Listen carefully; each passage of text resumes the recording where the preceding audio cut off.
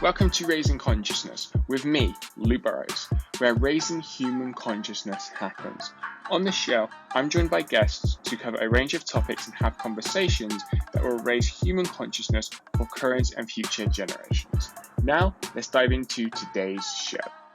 Hi everyone, Lou Burrows here, and welcome to this episode of Raising Consciousness. Now, before we dive into today's episode, I do want to kind of give a little bit of a disclaimer and apology to my guest today and his team, and also to you guys, the audience as well, because something has happened to today's episode that has meant that today's episode isn't the usual episode, ultimately, that you would expect here on Raising Consciousness, where I interview and have conversations with amazing, inspirational leaders, experts, like my guest today, Dr. John Demartini.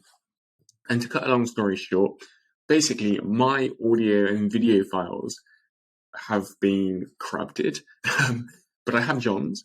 And so with that in mind, and with all the value that John shared during our conversation when we recorded this episode a few weeks back, I still wanted to put it out there, but obviously needed to become creative on what I would do in order to make the episode make sense, ultimately.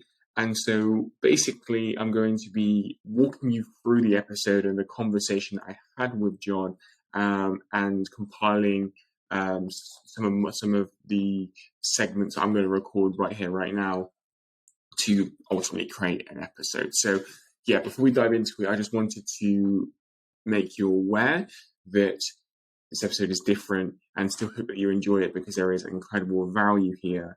And I really wanted to share this episode and bring this episode into the world, ultimately. So without further ado, let's dive into today's episode with Dr. John Demartini. Okay, so we started off by talking about how John lives and travels the world in his boat. Now, I find this so fascinating, and we touched upon it in the previous episode, right? Where John, again, was on his boat, and he was traveling the world, and it was no different in this episode. This is how John lives his life. And so I wanted to dive into this with John to kick this episode off. So that's what we've done, and I hope you enjoy it. Well, when I was 18 years old, I asked my mother, because I was fascinated by the term genius, and I said, "Mom, give me an example of somebody who represents a genius." And she said, "Well, people like Albert Einstein and Leonardo da Vinci." And I said, "Well, get me some books on that. I want to read up on this character, Einstein." And when I read the book, he mentioned that he's not a man of his family. He's not a man of his community. He's not a man of his city, not a man of his state or nation. He's a citizen of the world.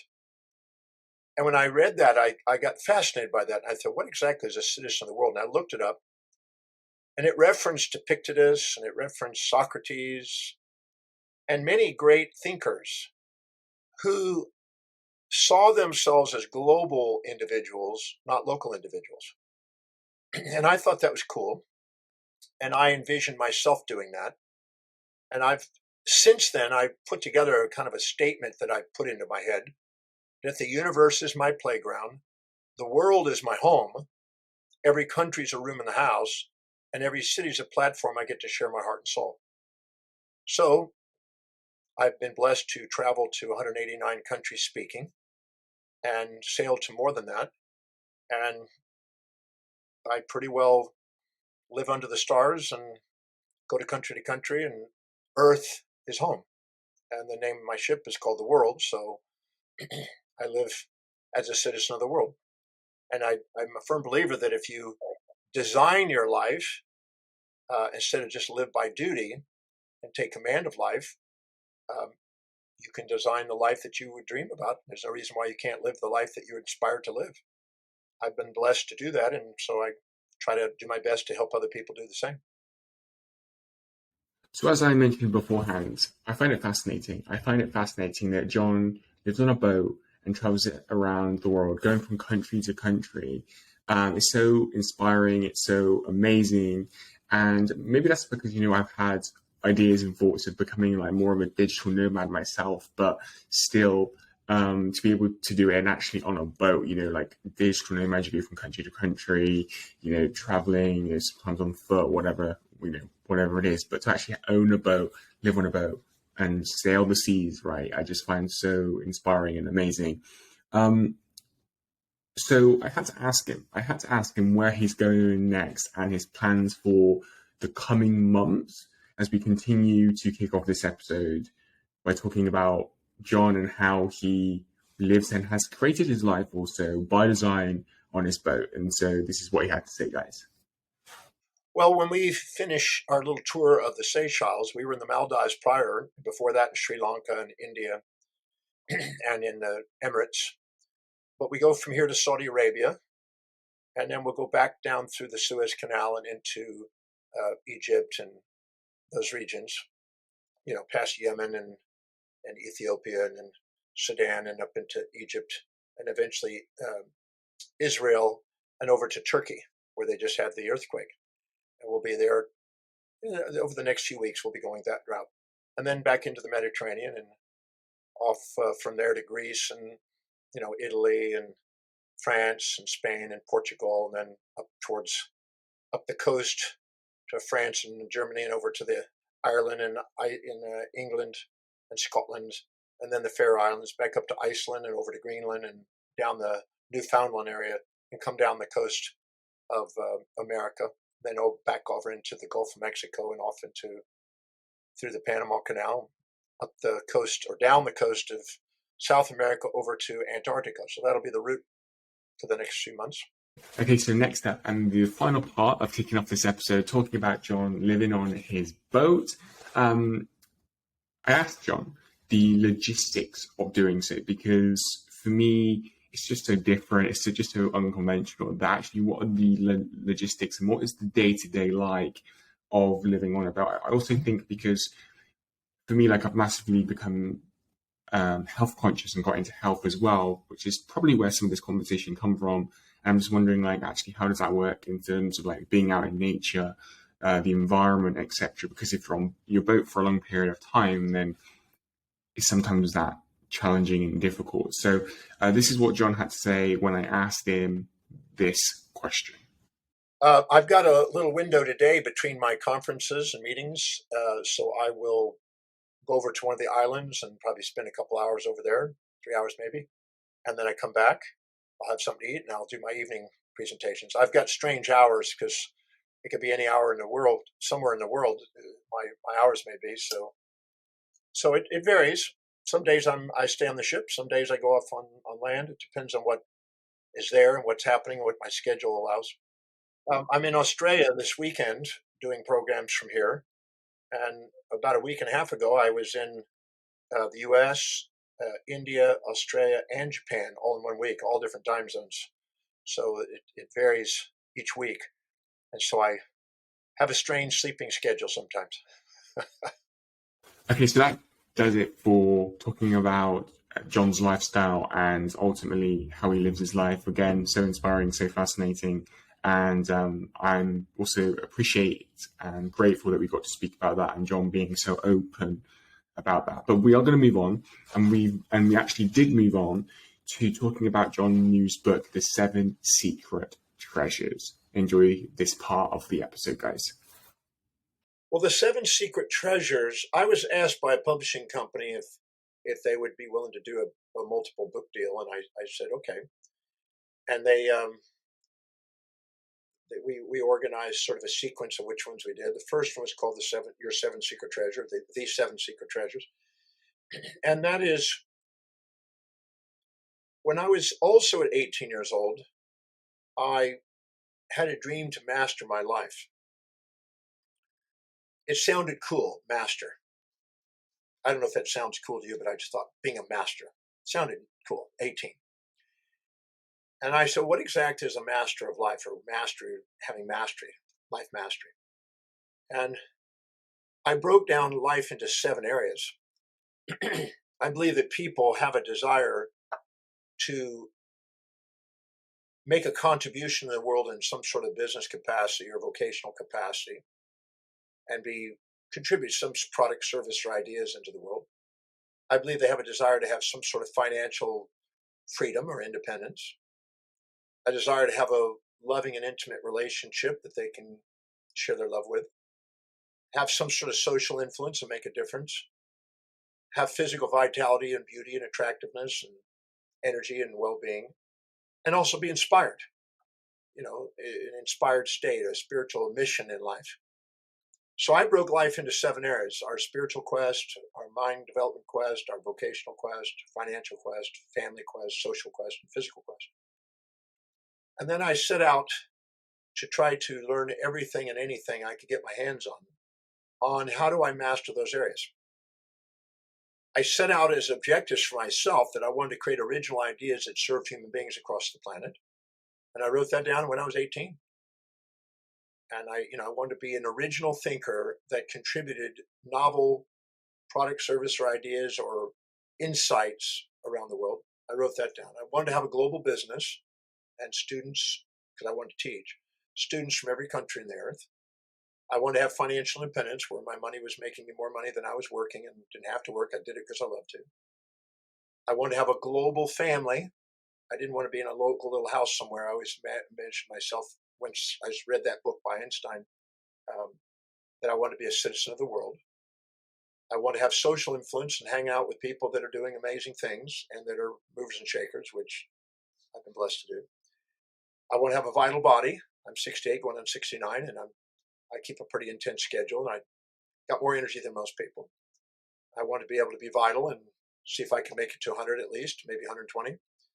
And I want to be inspired by a mission, which I feel that I've been blessed to do. So I set out on anything that might expand and empower those areas.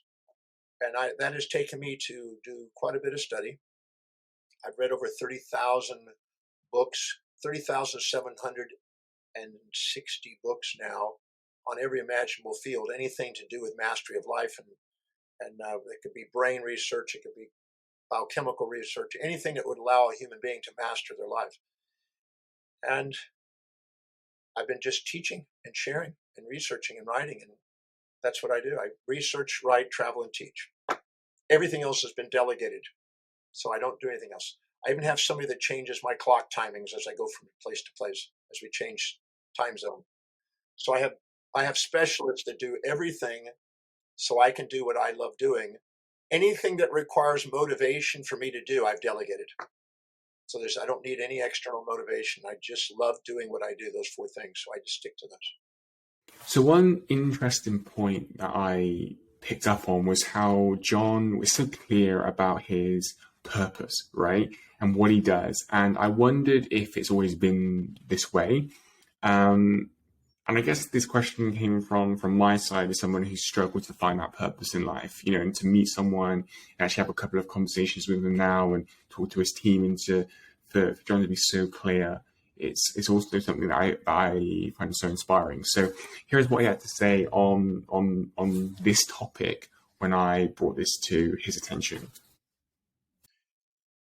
Well, I was a street kid.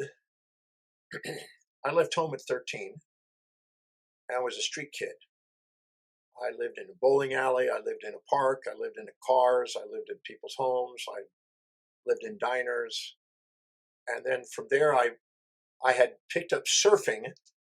So I moved to the beach in Freeport in Galveston area, Texas, which was not the surf capital. And so at 14, I said, this isn't where I need to be surfing. I like surfing. And so I hitchhiked out to California and spent part of the summer in California, and hitchhiked down into Mexico and spent the rest of the summer down in Mexico. And then in that fall, I went back to California, and then I panhandled enough money on the beaches there to get a flight to Honolulu. And I lived in Honolulu. I lived on the North Shore. I slept under a bridge. I moved under a park bench, into a bathroom, an abandoned car, and finally into a tent. I kept social climbing. And I became a big wave rider and got in some surf movies and surf books and magazines, and got to be in the second tier group, never the top tier, never the top 10 people, but I did pretty good. And then I nearly died when I was 17. And at 17, I was led to a health food store to try to recover, and then to a yoga class. And there was a special guest speaker at a yoga class named Paul C. Bragg. And this one gentleman, when he began to speak, inspired me to believe that maybe I could end up overcoming my learning problems, because I had a speech impediment and a reading problem. I couldn't read and write and speak properly. And that's why I was a street kid. So he inspired me to believe that I could overcome that. And he's the one that told me that what you think about, what you visualize, what you say to yourself, how you feel about yourself, the actions you take can change the trajectory of your life, the direction of your life. And there's absolutely no reason why you can't do whatever you set your mind to if it's really meaningful to you. And that was the turning point. So at age 17, a week before my 18th birthday, that's the night I made a decision that I wanted to overcome my learning problems and become intelligent and become a teacher and travel the world. So that was the beginning of it. And I never gave up on that. I almost did when I tried to go back to school, and I failed in school because I had problems learning and reading. But I just made a decision that I was going to memorize a dictionary. And I memorized a dictionary, and I started to grow my vocabulary, and I started passing school. And then I became a scholar after that and started reading. And I mean, I've been reading ever since I learned how to read. I learned how to read a book at 18. So as I learned information, I started gathering students because I started excelling, and the students grew from a local university to a bigger university to eventually a professional school to eventually in the city, and then the state, and then around the states, and then now I've been blessed to do all these countries. So I never gave up on my dream.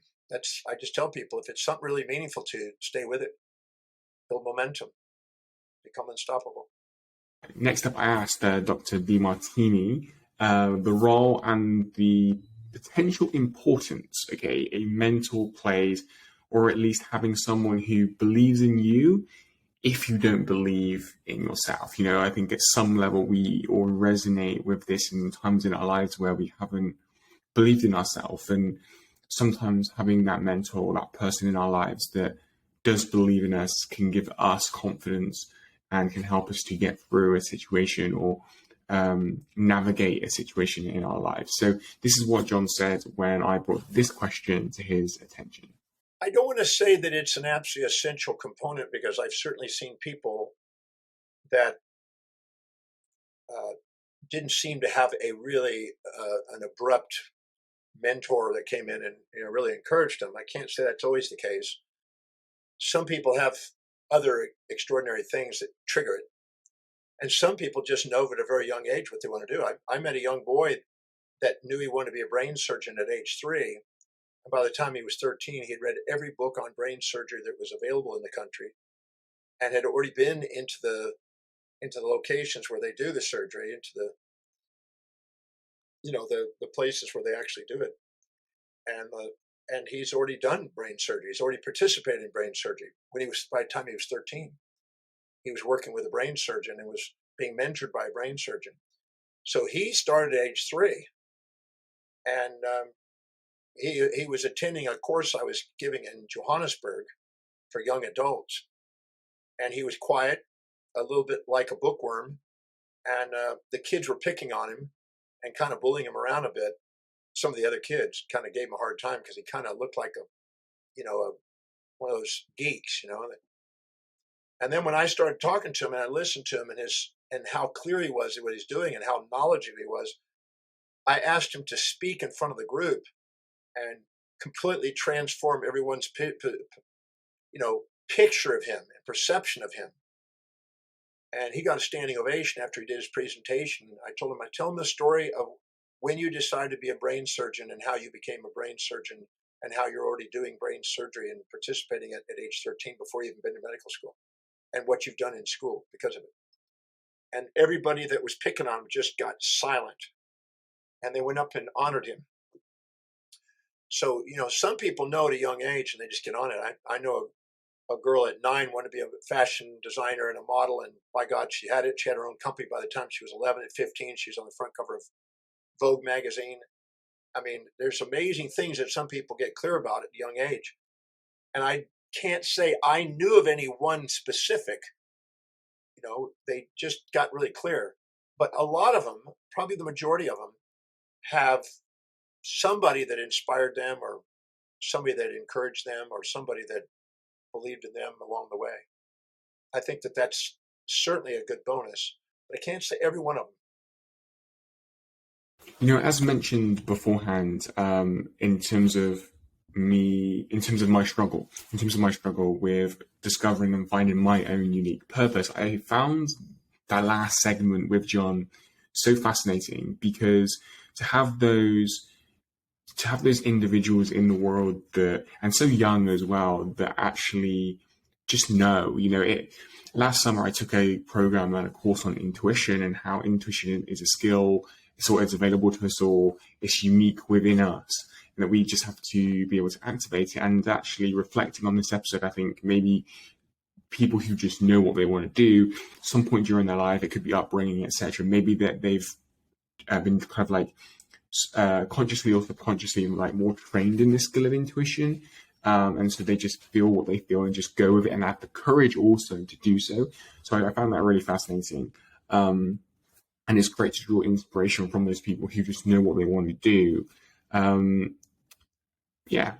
So I really also love that segment of this episode. I did move on to talking then about values, and the role that values play in discovering our purpose, and ultimately life as a whole. We did talk about this when John was on the podcast back last year. I think it was like episode 18, I think, off the top of my head. So definitely go and check that one out. But John reminded us of some very key lessons and insights on the topic of our core values. Okay, and so I'm happy to be able to share this with you now.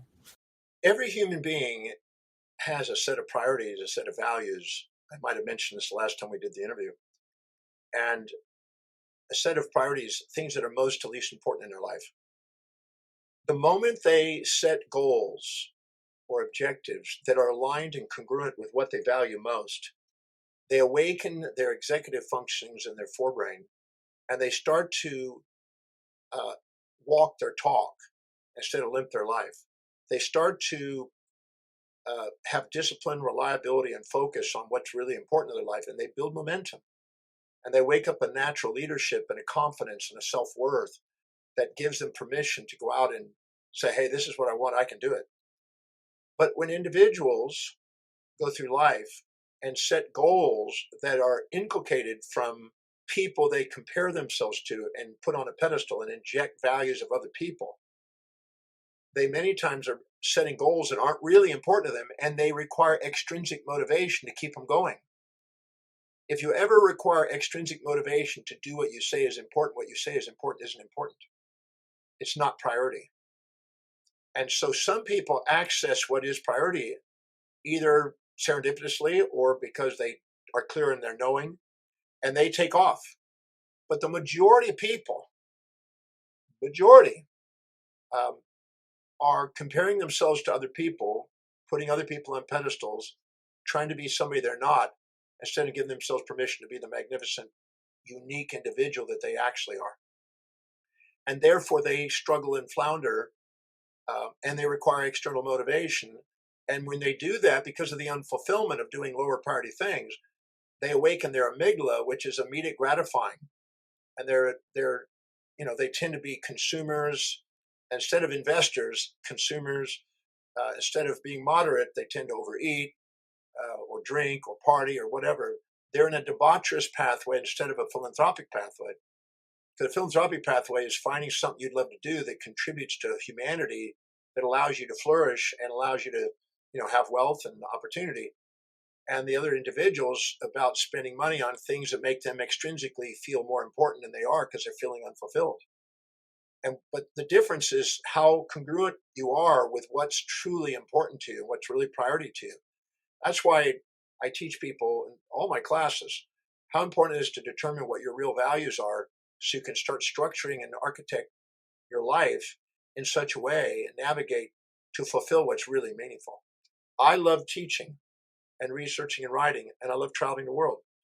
Once I found out what my highest priorities are, I just concentrated on that, become great at that, and delegate the rest. And that is a very liberating pathway. And there's no way you will convince me that you can't do that, because I've taken thousands of people and shown them how, and they've done it. So it's just a matter of being willing to be yourself in a world that wants you not to be. The world wants you to fit into the group, and you have to be willing to be an unborrowed visionary and hold on to your own vision instead of trying to fit into the group. Not that fitting into the group doesn't have a place. Somebody's going to do that. The question is, do you have the courage to be yourself? That's the real challenge for people. Are they willing to walk a path that hasn't got a path already there, willing to blaze a new path that's basically meaningful to them? Do you have the courage to be yourself? How powerful is that? I mentioned courage in my last little segment that I recorded, and yeah, courage. It just seems to be such a big thing that keeps coming up for me, and maybe that's because I need to be more courageous in my own life. That definitely resonates with me. But I just found that so powerful, and a question that we are all to ask ourselves. I think, like, do we actually have the true courage and confidence to really be our true selves? So it's a question that I would encourage all of us to ask and reflect deeply on, and just kind of see what emerges. I'm kind of moving more into this awareness of to ask these powerful questions in life and just see what emerges rather than needing to like find the answer, see what emerges. So we continue on the topic of values with John, with Dr. Demartini, as he dives deeper into something like the science behind value systems, which is very fascinating. Here is what he had to say. Well, believe it or not, a single-celled organism, an amoeba, a paramecium, has a value system. And because it has food it seeks and waste and toxins it's trying to avoid. So it's seeking that which brings, food and sustenance. Anything that allows it to survive, it seeks. Anything that can interfere with survival, it tries to avoid. It has an impulse and an instinct, a seeking and avoiding, which is a value system: good, bad, right, wrong, positive, negative, whatever you want to call it. Now, when multicellular organisms came in, not just collectives like stomatolites that worked in colonies, but actually started to become multicellular organisms like in tissues and organs and things, these cells worked and had a value system. As you're developing, embryologically, you're developing it, you still have this.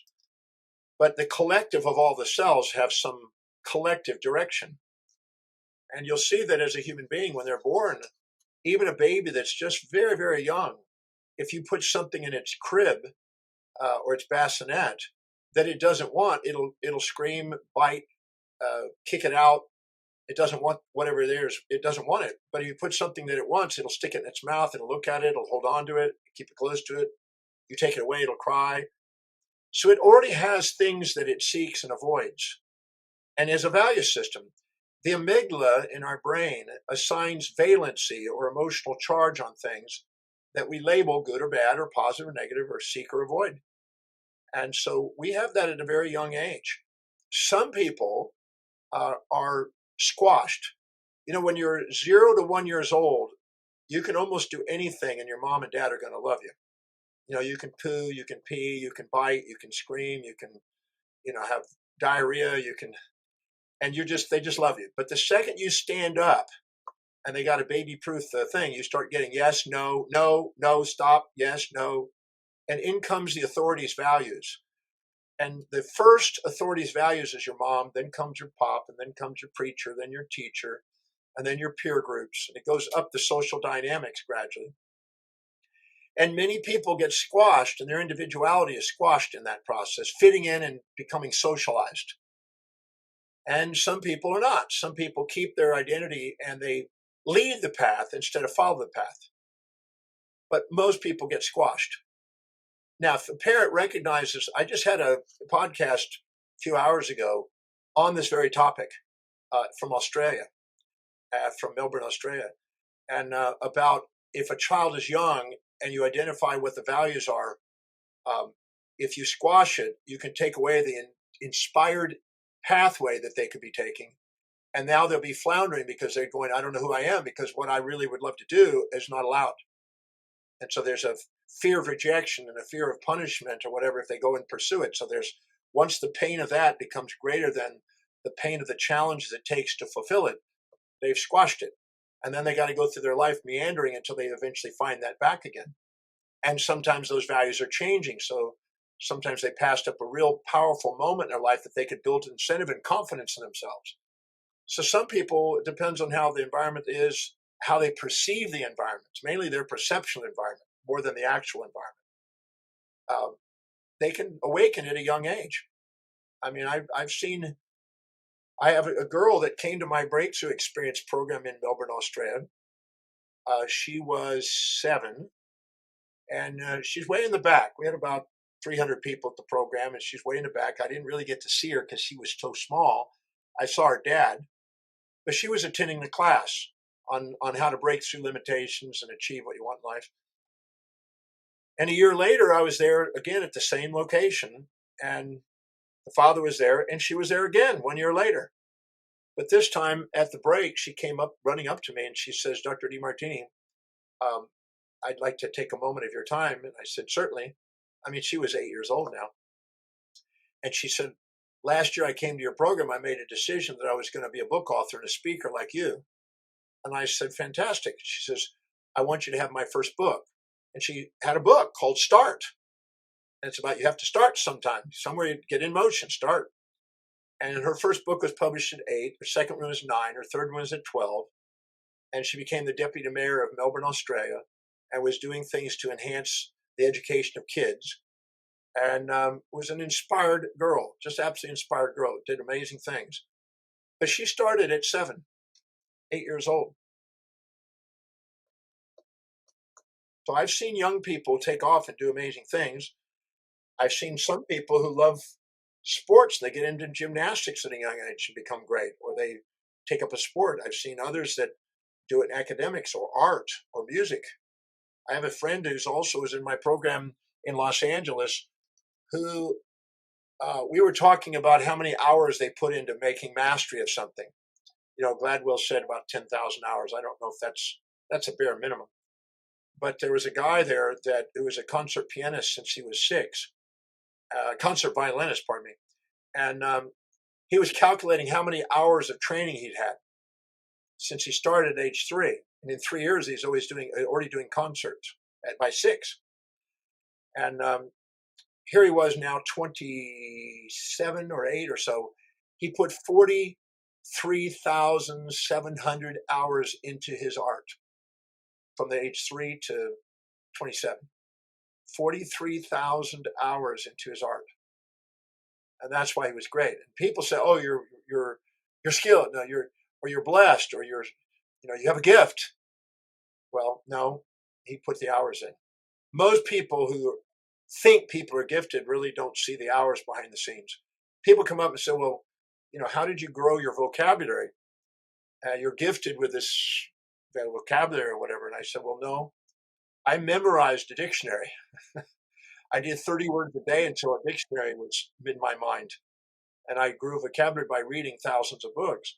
So that was not something that was a gift. I couldn't even read at one time. So that was a skill that you can develop. And if you honor the skill and are willing to put in the hours, you can do amazing things. But if you expect it to be just easy and come to you naturally, may not. Not everybody does. Some people develop that skill very early.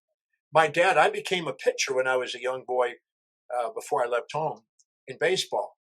But my dad, at age 3, we stood 6 feet apart, and I threw the ball to him. He'd catch it. He'd throw the ball to me, and I would catch it.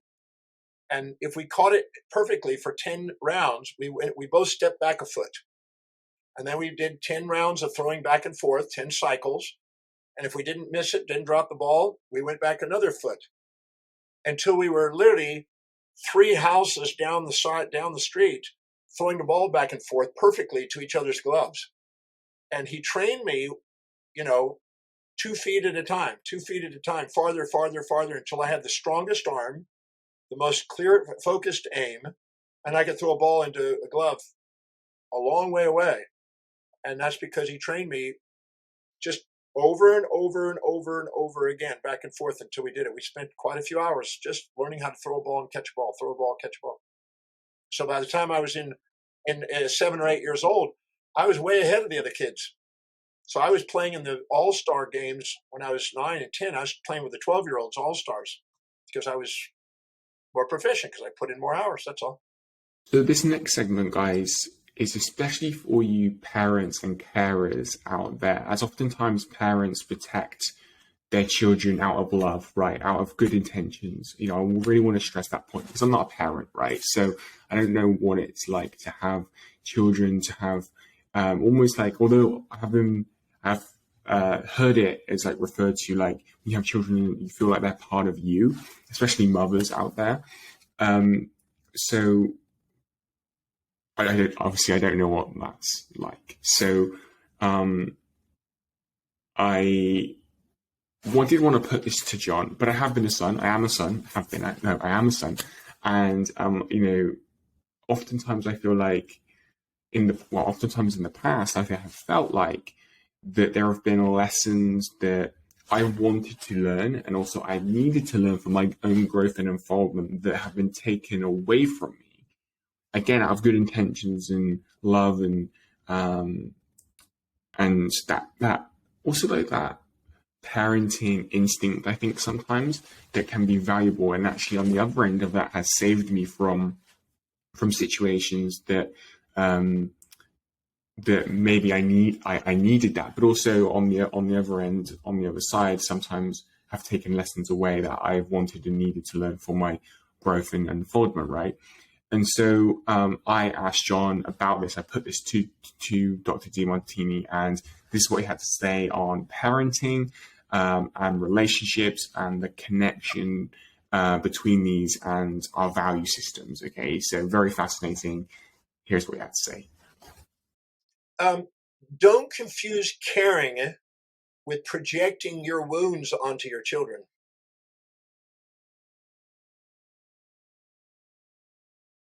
In other words, if they did something that they were wounded by and they had a pain over, they're going to try to protect their kid from having that. And they didn't realize the blessing that came from what they went through. And they're trying to rob the people and protect the child from having the thing that helps them grow. So beware of projecting your wounds onto your children and calling it caring. The second thing is to identify respectfully what the children's highest value is and learn the art of communicating what you think will be of value to that child in terms of the child's values so they're receptive. If you see your child as a customer and you're a salesperson, you're not going to want to sell something without caring enough about the customer to establish a need and confirm a need before you offer a service. Don't project a service and a demand autocratically onto the child until you've established a need in their value system and communicated what your product, service, or idea, the thing you want your child to learn, in terms of those needs. The second you do, the child will absorb it. They love learning, but they love learning things that are meaningful to them. And if you take the time to do that, you will have a different child. If not, you're going to end up having, an autocratic, demanded, and a child that's going to play, disobedient because it doesn't want to be told how it's to be. It has its own expression. So honor their values too, and their values are going to change. And I had the show today was about the kids that are living for hours and hours on the video games. Well, my son's a video personality, so I certainly don't have an issue with that. But some people do, and I tell them, if you're going to do this, it's not the addiction of the video that they're doing. Find out what the values are that they're getting met by doing the video, because the people that have designed the video games have specialists to try to meet the needs of young people's minds. And you may not like it, you may not understand it, But unless you can go in there and meet those needs and fulfill those needs more effectively than what the video game is, the video game's going to win, and they're going to want to do the video game and not do what you want to do. So find out what is really behind the drive to do the game. We actually did a little analysis on a young boy that was really into video games. And we found out the reason he was loving the video games is because the video game was set up that you got to win and you got a feeling of accomplishment every couple seconds. Within 10 seconds, you got another accomplishment. I did this. I accomplished this. I got this. I accomplished this. So they're training the brain on getting a dopamine for accomplishing. And so the children want to be able to feel that they're achieving and that they want to feel the rewards of that achievement. Now, the thing is, if you don't offer them something that's comparable in the area that you would love for them to develop, because you have possibly a longer life and you have more long-term vision and you know what they're going to need long-term, they're not going to listen to you. They're going to be defiant because they want to get their values met. So find out, don't just blame the game. Find out what the real motives and values that the children are getting out of the game, and then create something that's comparable that can fulfill those same values, and they'll do it. And I've proven that over and over again. It's not that hard. It's something you can train. I've trained people, lots of parents, and I've trained teachers, and I've trained people that are dealing with young people.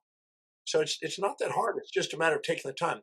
If you ran into a woman that you might, or a guy, or whatever the sexual preferences are today, ran into somebody that you were attracted to, you'd want to get to know them. And getting to know them, their identity revolves around what they value most. Like I have a friend who loves cutting horses. She rides horses every day, and she's training to be one of the great cutting horse specialists. And she's meeting one of the best cutting horse trainers in the world is her trainer. And so if I'm talking to her, if I want to keep her engaged, we got to go down the path of something to do with horses and cutting horses and achievement that or whatever. As long as I do, she's engaged. The second I go off and talk about something else and say, well, you need to learn this, you need to know this, she's tuned me out. So I have to care enough about her to respect her enough to know what her values are, what's really meaningful to her, and communicate in those values and help her get that if I want her to pay attention to me. Let's say there's two people, and let's say this is you and this is them. And let's say you feel superior to them, and you think that you're more knowledgeable or more successful or more wealthy or more stable in your relationship or more socially connected or more physically fit or more spiritually aware. In any of the 7 areas of life that you think you're superior to them and are looking down on them, and you're too proud to admit what you see in them is inside you, you're going to project your values onto them. The way you know you've been projecting is you'll say, you got to, you have to, you must, you should, you ought to, you're supposed to, you need to. Now that's very disrespectful because that's a superior, arrogant positioning, talking down to another individual. And then, of course, they're going to get resistance because they're going to feel like you were telling me something and you're not caring about to find out what I want. So it's not a win-win. So that eventually humbles you and brings you back down to level the playing field. On the other hand, if you're inferior, and by the way, when you project values, you have a projection of values, they're subordinate, you're superordinate, and they become the sub-ego, you become the superego to them.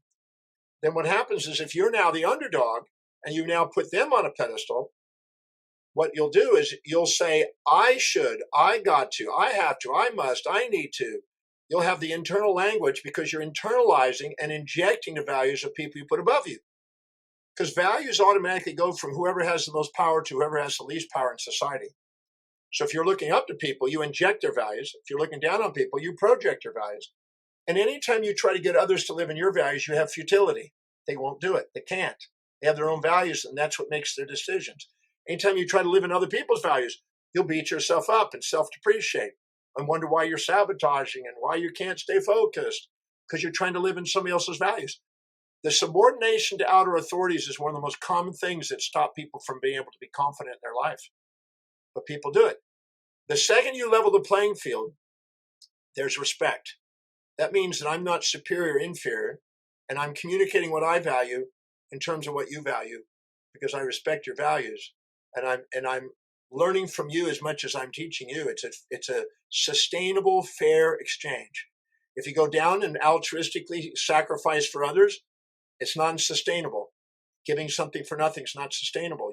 You eventually say, I'm not getting enough out of this. And over here, it's not sustainable because people don't want to be told what to do. And eventually you get humbled. So one humbles you, one lifts you to try to get you authentic, where you're respecting other people and have reflective awareness, and you have a sustainable, fair exchange.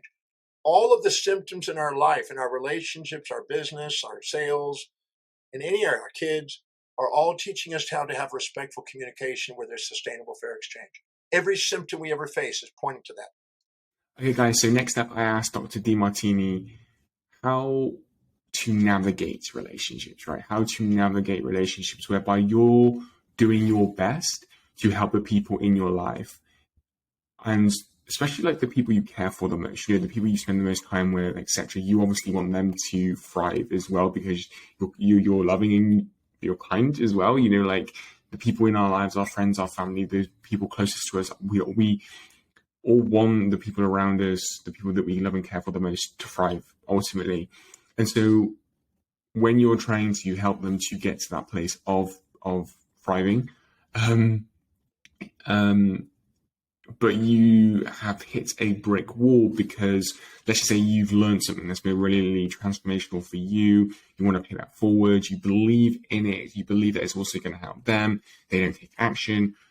The relationship, how that can sometimes actually change the relationship dynamic as well.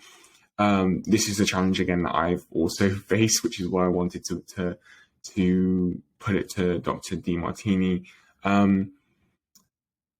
And he helped me to think of it in a different way. And I hope that it's going to also help you guys to think of it in a different way as well, because I think the perspective he shares is very insightful and very valuable. So here's what he had to say, guys.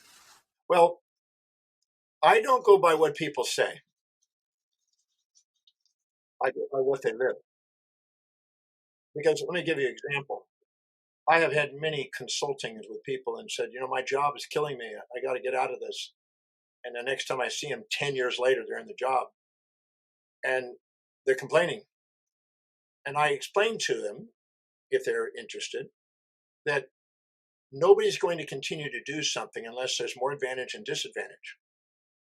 So what happens is they sometimes are getting an advantage out of that job. It's financial security, even though they don't like the job, but they don't have an alternative in their mind to get the same income as easily.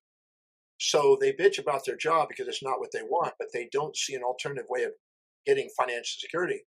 So they say, I hate my job, but what they're really working for is not the job, it's for financial security. And they don't see a greater way of getting financial security. That's why they're doing it. Same thing in a relationship.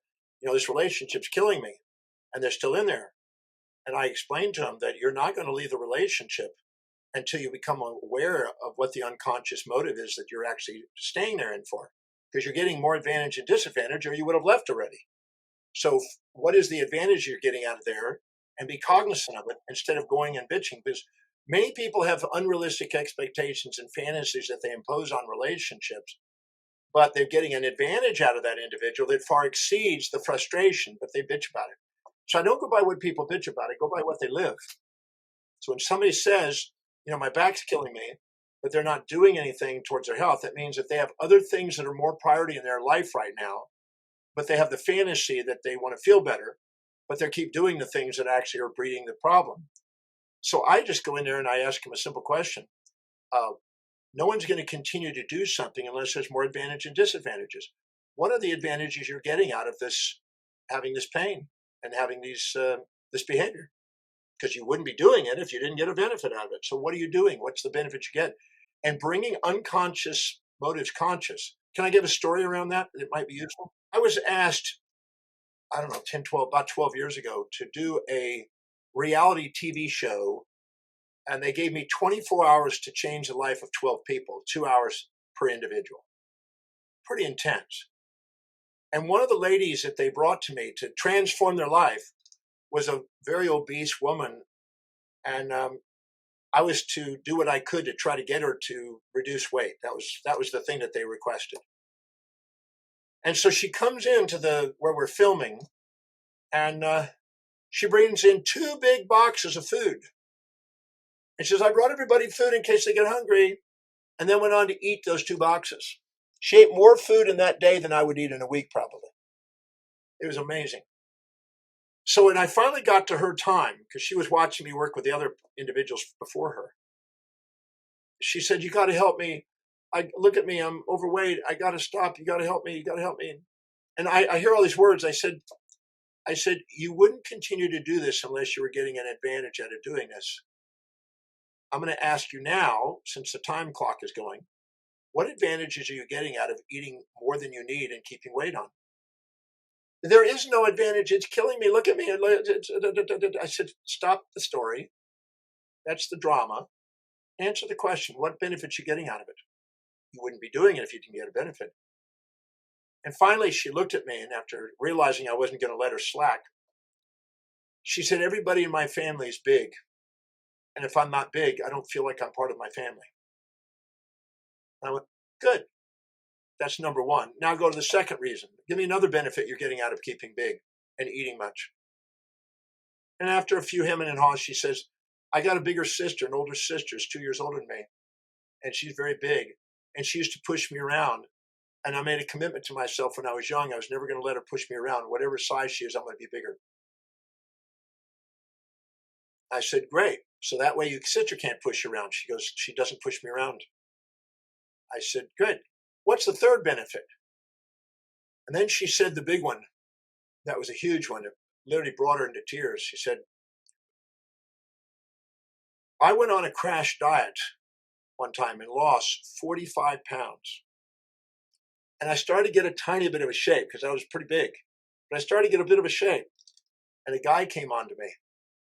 And I'd never been with a guy. I'd never, I fantasized about it. I hoped to, but I never really got to be with a guy other than just friends. And the very first night we got together, because he was showing affection for me, I thought I was in love. And I had my first, lovemaking experience. And then the following day, I never saw him again. And 6.5 weeks later, I found out I was pregnant. And I was Catholic, and I'm from a Latin American descent. And I was programmed that if I had a baby out of wedlock, or if I, made love before marriage, I would go to hell. So she said my life became hell when I found out I was pregnant, because I didn't want to keep the baby, but I didn't want to have an abortion because I was going to go to hell. And I eventually had the abortion, and I felt ashamed and everything else. So I made sure that I never became attractive again, because the last time I lost weight, I got attractive. And I had the most painful moment in my life with a guy. I said, great, that's 3. What's the 4th one? And she says, well, I'm actually in TV, and I have a prop in front of me. And from my boobs up, I have pretty skin, and I have nice thick hair and everything else, and large boobs. And you don't see the rest of my body. So from there on up, it kind of looks good. And as long as I keep weight on, I don't have any sagging. But if I lose weight, I start to get jowls and sagging. And so I don't like to do that. And I'm not an exercise person. I just eat, and it keeps my skin plump. And everybody always compliments me on how stretched the skin is. So we went down there and we found 75 unconscious motives of why she was keeping weight on. And at the end, she said, I really don't have a motive to get my weight lost, do I? I said, no. That's why I asked this question. She says, nobody's ever asked me those questions. I said, now, once we know what the motives are, we now want to find viable alternative ways of getting those same things accomplished without having to eat. So let's identify a variety of ways that we can do things that allow us to be part of the family without having to eat. Can we go and meet them at a movie? Can we go and get them during a time when it's not lunch or breakfast or dinner time? And we found viable alternative ways of getting all those same benefits. And then we linked those to her own highest value and de-linked eating to it. Because if you go and try to suppress and shame somebody for their behavior without giving them a viable alternative, they're just going to feel guilty, and they're going to go right into it because the amygdala is going to take over. So we transformed her life. Now, I didn't just stop at 2 hours. During another break, I went ahead and worked with her. And I, kept working with her, and I had her do homework and a bunch of things. But when she actually became aware, she realized that it wasn't something happening to her. It was her doing something to her. And she then had command over it. She found alternative ways, and that brought her weight down. It was really quite interesting. And she started exercising some as the weight was coming down to tone up the musculature, so it wasn't fat, it was muscle, to keep the tone. So it was really interesting because she wasn't that old, really. And so there's a motive, and people don't want to admit their motive sometimes. But I had a sexual issue with a lady one time that was having sex with somebody for a long period of time, for 6 years. And she said, well, it was a forced sex, but I said, well, it's going on for 6 years. You didn't scream or holler or yell or whatever. And then she finally admitted that I stayed having sex with this person because this person would have left and we would have been in poverty. And I didn't want my mother to go through poverty because I saw her literally suicidal, and I would have been left by myself. And there was an unconscious motive in order to do this sexual experience.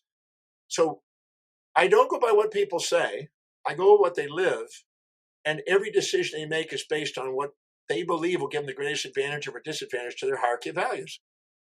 So if I do that, I gain a whole lot more power in transforming people's lives than to go by what their words are. Because many people tell you, I want to be financially independent, and then they go spend all their money and keep getting themselves in debt. So what they say and what they're actually doing are two different things. I look at what people do. Their life demonstrates their values. Wow. Wow. Like, how mind-blowing was that, guys? How mind-blowing was that segment with Dr. Demartini?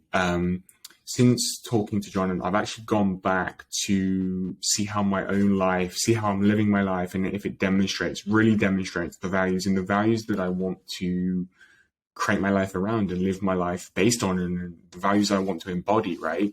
And if there is that lack of, kind of, for want of a better phrase, authenticity there, the value, like that gap between the values I want to live and what I'm actually living. And surprise, surprise, there is, in some situations, some gaps, right? And so I also feel like the act of, or one of the purposes of me now being on this personal growth journey and actually coming more into an awareness of conscious personal growth and spiritual practice, that this is one of the things that is going to help me to live that more value-driven life and actually embody the values that I want to embody more. So I feel like I'm on that journey, and I hope that this segment and all the, this episode and all that we spoke about values, there's been a lot of this episode as well, has helped you to, or will help you. I would encourage you to do so. Go away and reflect on what Dr. Demartini was saying there. Because look, we're all a work in progress, and we can all continue to grow by asking these types of questions and engaging in this type of wisdom in, as I mentioned before, like more conscious personal growth, which is something I'm going to be sharing a little bit more about over the coming weeks and months. So definitely look out for that. But before I brought my conversation with Dr. Demartini to a close, I asked him the role. I asked him the role resilience plays in pretty much life and in a lot of what we spoke about in today's episode. Okay, resilience. And I actually asked him this because he does have a new exciting book, so on this very topic. So I had to bring this topic in to also give him the opportunity and for us to learn more about resilience, because I think it's a very important skill that we can also cultivate and help us to live life. Here is what he had to say. Resilience and adaptability is a form of flexibility, in a sense, of the mind. If you're highly infatuated with somebody and you're conscious of their upsides and unconscious of their downsides, you're going to fear their loss.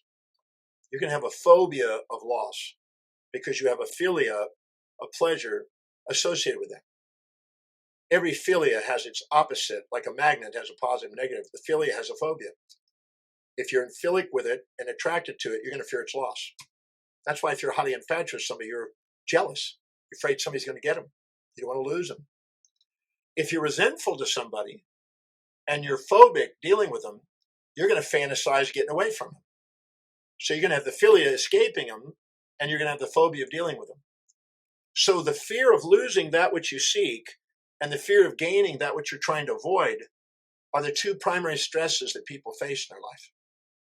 Now, the more polarized you are, you've heard people say, well, this person's all upsides, no downsides. This person's mean, there's no nice, or this person's nice, there's no mean. Anytime you have black and white, absolute perceptions, you're adding to the phobias in life. If something's absolutely positive and no negative, you're going to fear its loss.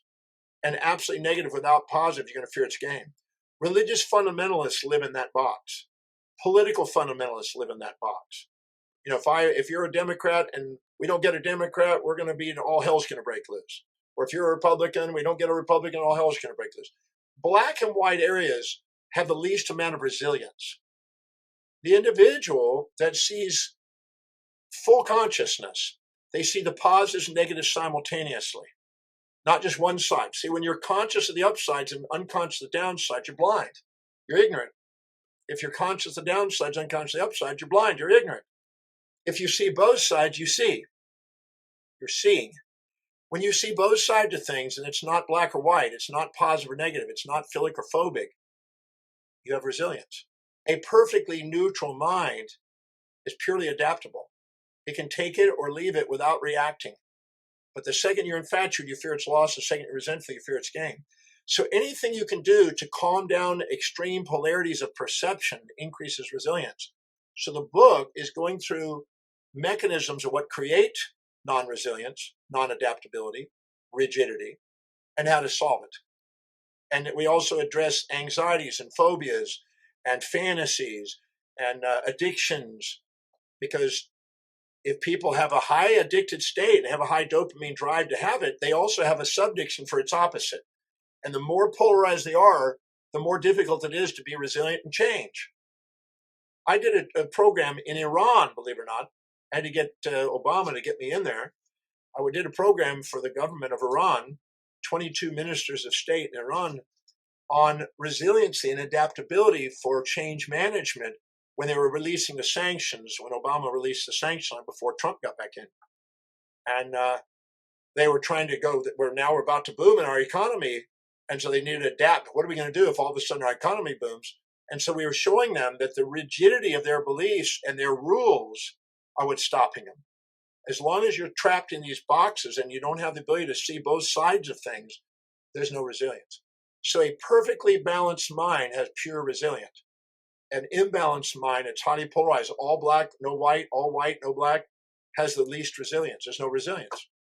So one is an amygdala-driven thing to avoid and seek, and one is an executive center thing where you have objectivity, which means neutrality. An objective individual sees both sides, embraces both sides, and sets a goal that has both sides and is prepared for both sides. That's a resilient individual.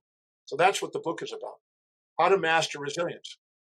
Wow. Again, just wow. Like, what a fascinating episode, guys. I learned so much during my time with John, and I'm still feel a bit gutted that I had to put this episode together like this.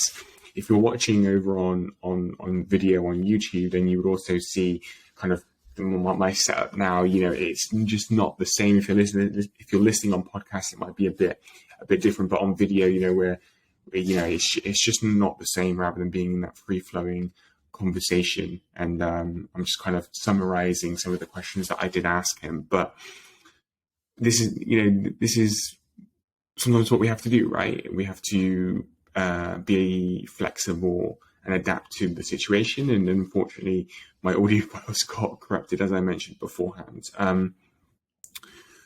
But yeah, I want to encourage everyone to take a look back through the episode, go back through the episode, and then take a look back on like your own life, you know, and see where you are living your values, where you're not, the values you want to embody, as I mentioned beforehand. We finished by John sharing where you can actually get his new book as well.